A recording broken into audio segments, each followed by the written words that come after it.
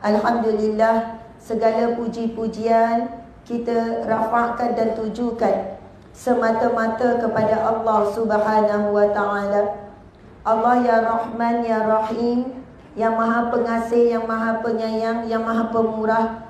Allah ciptakan kita dengan kemurahannya, Allah ciptakan kita dengan kasih sayangnya. Allah telah memelihara dan menjaga kita sejak daripada alam roh, kemudian berpindah ke alam rahim. Ketika berada di alam rahim, Allah menjaga kita dengan baik sekali. Walaupun kita berada dalam perut ibu, dalam keadaan tidak ada cahaya, dalam air yang namanya air ketuban, tapi kita tidak lemas.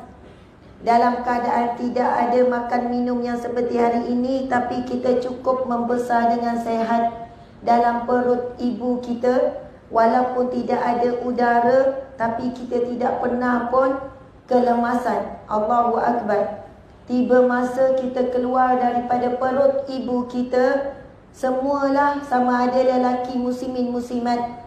Bila kita keluar daripada perut ibu kita, itulah hakikat diri kita yang asalnya. Kita lahir dalam keadaan tidak boleh melihat. Bayi kalau keluar, dia tak sempurna lagi penglihatannya. Lalu semakin hari, bulan berganti bulan, Allah ya Basir, yang maha melihat, beri kita nikmat penglihatan. Nikmat mata yang telah kita guna 40 tahun, 50 tahun, 60 tahun. Kalaulah makcik kan kat depan ni, ada orang kaya nak bagi 1 juta, dia nak mata makcik sebelah je, nak bagi tak? 1 juta makcik, nak tak? Tak mau. Okey, kita naikkan 10 juta. Tak mau juga.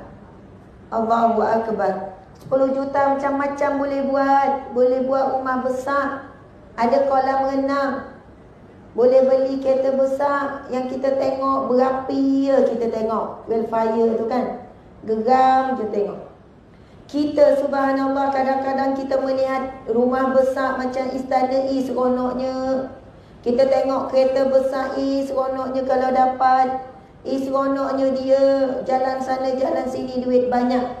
Sedangkan pada batang tubuh kita, Allah beri satu kurniaan dan banyak kurniaan yang takkan boleh terganti dengan apa jua harta benda ataupun nikmat di dunia ini. Mata yang telah kita guna 50 tahun. Ni kalau saya minta yang belakang sekali contohlah. Jalan ke depan dalam keadaan mata tertutup, jangan buka. Jalan ke depan datang kepada saya, pasu balik semula tempat duduk asal, tak boleh buka. Agak-agak dia boleh balik tak tempat duduk dia asal, tak boleh. Dia akan berjalan dengan sesak dada, dengan sesak nafas, dengan teraba-raba. Itu hanya 5 minit sekiranya Allah tarik sekejap saja nikmat mata. Ada manusia yang Allah beri dia mata, tapi tidak ada penglihatan. Dia tidak pernah melihat bagaimana rupa wajahnya sendiri, bagaimana rupa ibu ayah dia. Bahkan dia tak tahu pun mata itu sendiri bagaimana rupanya, sebab matanya buta daripada kecil sampailah dia meninggal. Allahu Akbar. Allah ya Basir beri kita penglihatan.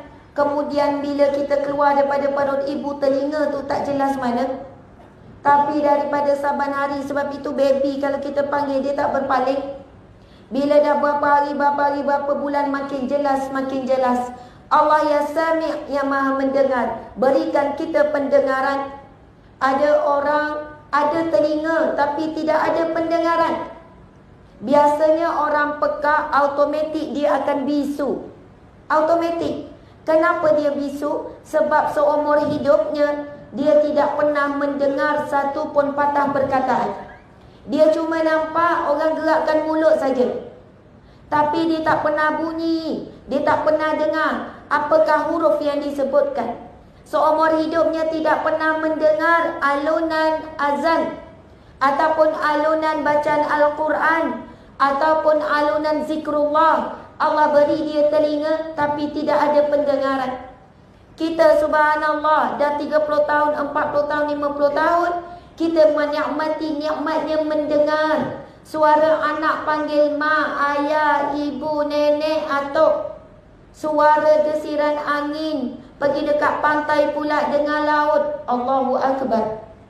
Nikmat yang ada pada batang tubuh kita sudah cukup untuk membuatkan kita jadi hamba Allah yang bersyukur, dan cukup menjadikan kita hamba Allah yang redha dan sabar saat kita diuji oleh Allah Subhanahu wa taala. Kemudian ketika kita lahir, kita bodoh, ibu-ibu sekalian. Tak ada lahir pandai cerdik terus, tak ada. Bahkan nak cari sesuap nasi pun tak reti, tak tahu apa-apa. Tengok baby setelah lahir, bagaimana keadaan. Kalau anak kucing, kalau lepas dia keluar daripada perut mak dia, terus boleh berjalan dah sikit-sikit. Betul ke tak? Tapi manusia bila keluar boleh tak berjalan? Kalau dibiarkan memang akan mati. Allahu Akbar. Tetapi semakin kita membesar, Allah yang alim, yang maha memiliki ilmu, Allah beri kita ilmu, pengetahuan sikit-sikit. Mengikut kadar umur kita lah, 3 bulan, 1 tahun, 2 tahun. Allah yang hakim, yang maha bijaksana. Allah berikan kita kebijaksanaan. Daripada kita tak pandai bercakap, sampailah kita pandai berkata-kata. Allahu Akbar. Kita lahir tak boleh nak berdiri, tak boleh nak merangkak, memang diam je, duduk setempat. Namun subhanallah, Allahu Akbar. Allah yang qawi, yang aziz, yang matin. Allah yang maha kuat, yang maha perkasa, yang maha teguh. Allah kuatkan tulang belulang kita, Allah kuatkan lutut kita, kaki kita. Akhirnya kita boleh berjalan, sampailah kita berlari. Allahu Akbar. Itulah hakikat kita asalnya tidak mampu. La haula wa la quwwata illa billah. Tidak ada daya, tidak ada upaya, melainkan segala kekuatan itu datangnya daripada Allah Subhanahu wa taala. Bahkan saat ini untuk mengelipkan mata tu pun daya daripada Allah. Untuk angkat satu jari pun itu adalah kekuatan daripada Allah. Kalau ikutkan kita tak mampu buat apa-apa, ibu ayah sekalian. Namun setelah kita makin remaja, makin dewasa, kita lupa segala-galanya Allah yang beri. Kita gunakan mata melihat maksiat, mencari aib orang. Kita menggunakan lidah yang Allah berikan boleh berkata-kata, menyebut perihal keburukan orang, mengungkit-ungkit kebaikan diri, menyebut-nyebut kesusahan diri, marah orang sana, marah orang sini. Kita lupa lidah kita dulu masa kecil tak mampu berkata walaupun A, walaupun Ba, walaupun Ta. Tapi Allah berikan kita mampu bercakap sampai fasih.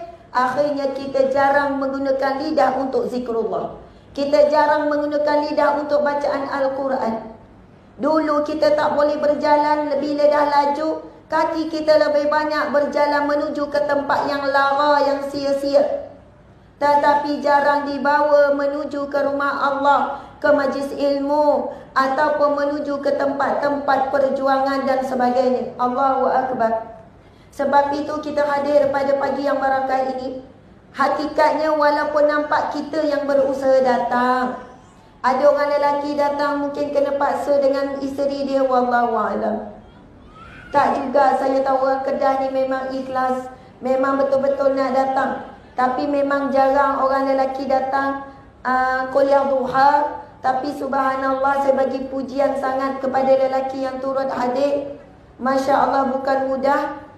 Walaupun mungkin ada anak-anak, siapa-siapa yang datang kerana terpaksa contohnya.